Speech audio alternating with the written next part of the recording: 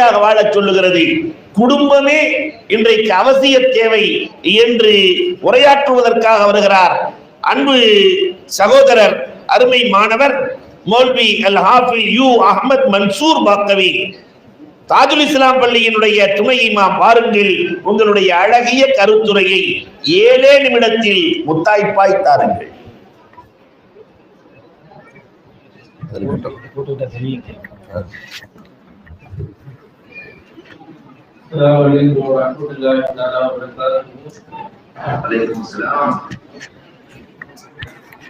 الحمد لله رب العالمين والعاقبة للمتقين والصلاة والسلام على أشرف المرسلين وعلى آله وصحبه أجمعين.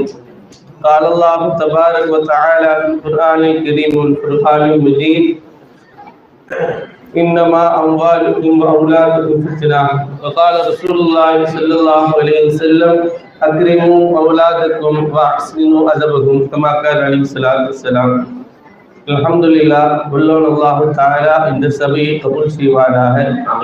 இந்த சபைக்காக வேண்டி பாடுபட்ட ஜமாத்தார்கள், எங்களுடைய ஜமாத் உலமாவுடைய நிர்வாகி அனைவரும் அல்லாஹ் கபூல் செய்வானாக.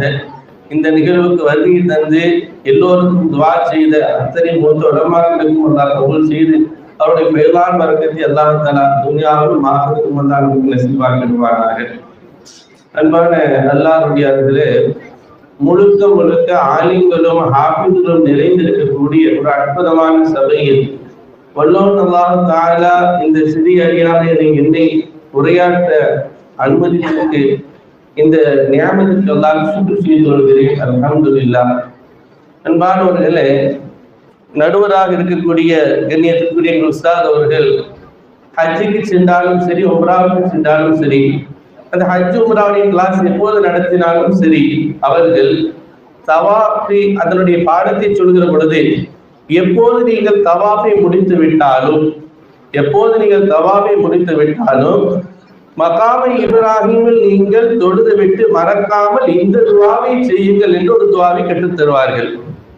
யா அல்லாஹ், என்னுடைய குடும்பத்தை நபி இப்ராஹிம் அலைஹிஸ்ஸலாமுடைய குடும்பத்தை போல் ஆக்குவாயாக என்று துவா செய்வார்கள்.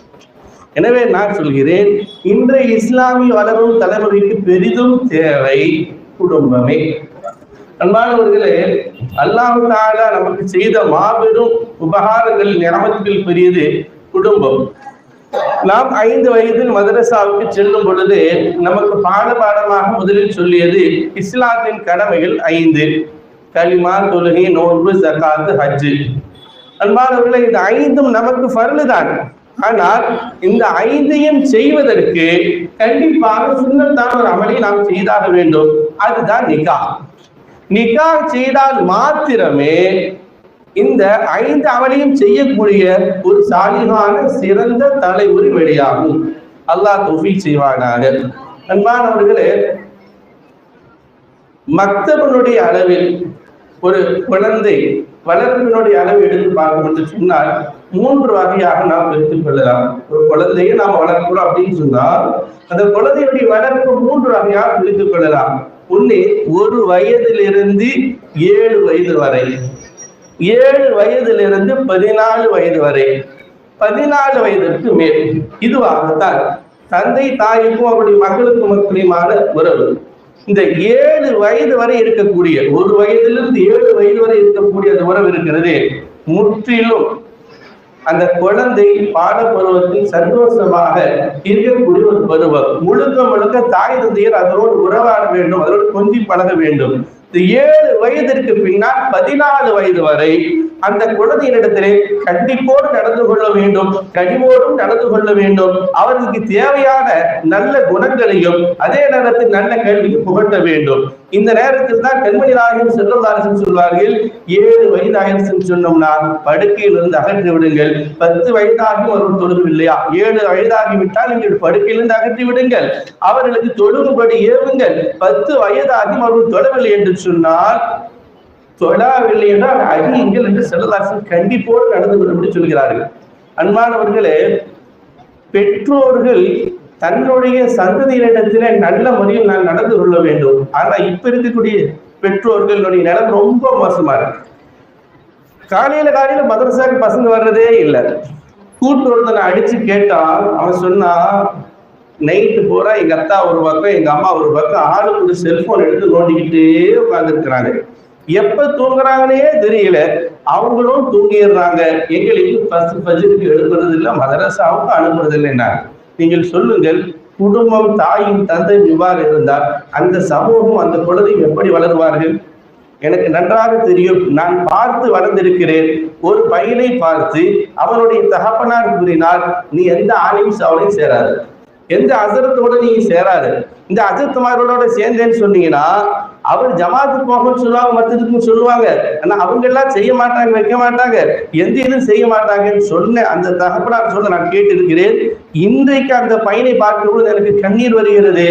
அவன் பல தவறுகளை செய்து கொண்டு எந்த விதமான நிராதரவு எல்லாம் சுத்தி கொண்டே இருக்கிறான். அல்லாஹ் பாதுகாக்க வேண்டும், குஃப்ருக்கு சென்று விடுவான் என்று அஞ்ச வேண்டிய சூழ்நிலை இருக்கிறது.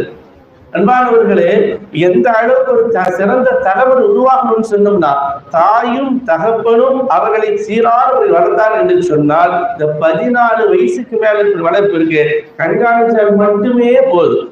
ஆனா பெரும் பாவங்கள் பூரா செய்யக்கூடிய சமுதாய இளைஞர்களாக நம்முடைய வாலிப பெண்கள் வாலிபர்கள் இருக்கிறார்கள்.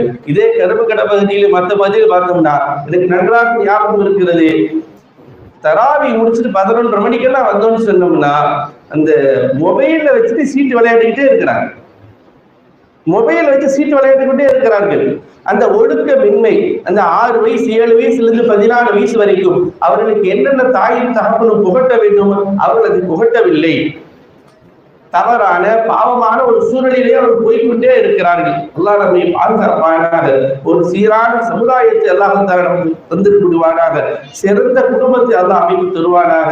வாக்குதாவான அல்ஹம்துலில்லாஹி ரப்பில் ஆலமீன். அஸ்ஸலாமு அலைக்கும் வரஹ்மத்துல்லாஹி தஆலா வபரகாத்துஹு.